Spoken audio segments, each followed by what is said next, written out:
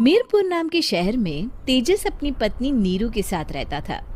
पति पत्नी दोनों ही नौकरी करते थे।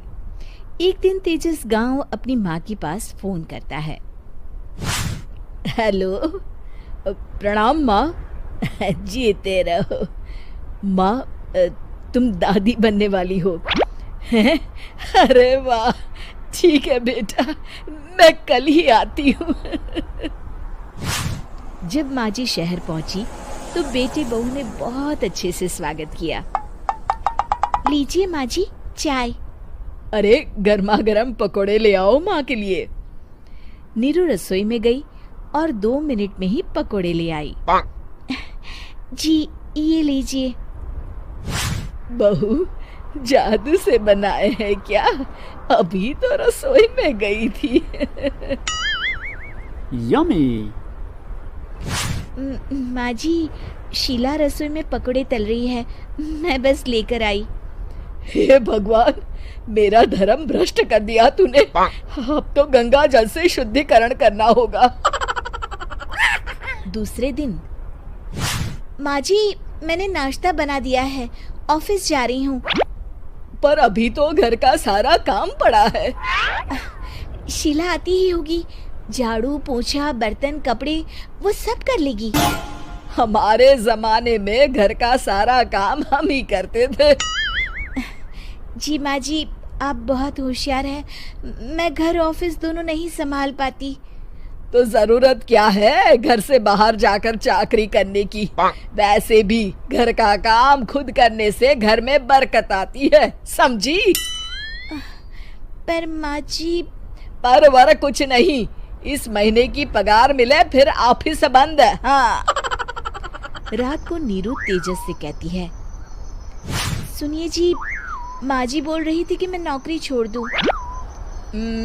वैसे ठीक ही तो है, अभी तुम्हें आराम की जरूरत है।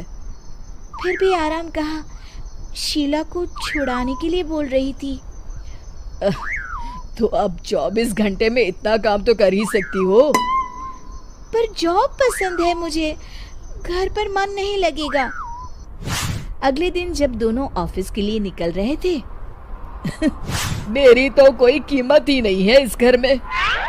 माँ जी, आजकल महंगाई बहुत है, रहन सहन भी बदल गया है, दोनों नौकरी करते हैं तभी ठीक रहता है।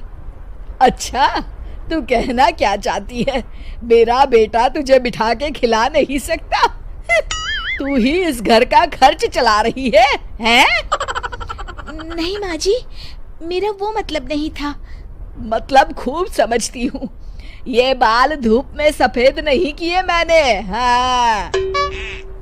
अब तो ये रोज का काम हो गया था। तेजस भी रोज की झिकझिक से परेशान हो गया था। एक दिन उसने कहा, नीरू, वैसे भी तुम्हें मैटरनिटी लीव मिलने वाली है, तो अभी से ही छुट्टी ले लो। पर क्या, मेरी सैलरी अच्छी खासी है। आखिर नीरू ने रिजाइन कर दिया। जब बच्चा हुआ तो घर में सब बहुत खुश हुए।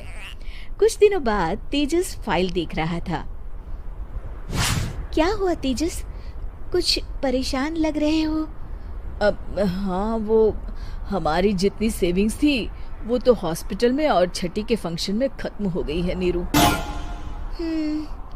और अभी वैसे मंदी चल रही है तो मैं बोल रही थी कल मुन्ना को हेपेटाइटिस का टीका लगवाना है। नीरू, क्या पोस्टपोन नहीं कर सकते? नहीं जी, बिल्कुल नहीं। अब तेजस को समझ में आ रहा था कि उससे गलती हुई है। पैसों की कमी का असर घर के माहौल पर भी पड़ रहा था। अगले दिन, बेटा मेरा चश्मा और ये दवाइयाँ ले आना, पर्चा देते हुए माँ जी ने कहा। जी। तेजस, मुन्ना के लिए दूध का डिब्बा और डायपर भी ले आना, और ये किराने के सामान की लिस्ट है, इसे भी लाना है।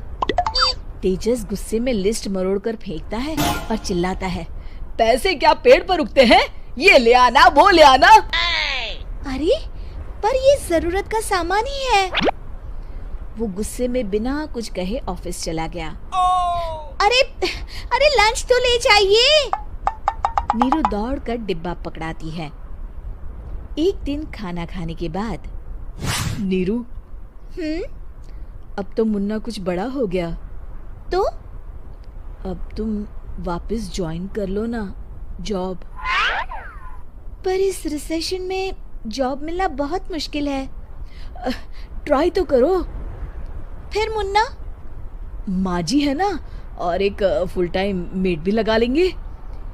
पर माँ जी, उन्हें तो पसंद नहीं। तभी माँ जी वहाँ आ जाती है और प्यार से नीरू के सर पर हाथ फेरते हुए बोलती है, अब मेरी समझ में आ गया बहू, पहले के और अब के समय में अंतर है। तुम काम शुरू करो, मुन्ना की जिम्मेदारी मेरी। मेरी प्यारी माँ जी। ये कहकर नीरू उनके गले लग गई। शिक्षा, परिवर्तन संसार का नियम है, हमें भी समय के साथ चलना चाहिए। उम्मीद है कि आपको हमारी ये कहानी पसंद आई होगी। कृपया हमारे चैनल को सब्सक्राइब करें और सभी अपडेट्स के लिए बेल आइकन जरूर क्लिक करें। और हाँ, वीडियो लाइक और शेयर करना मत भूलिएगा। Bye bye.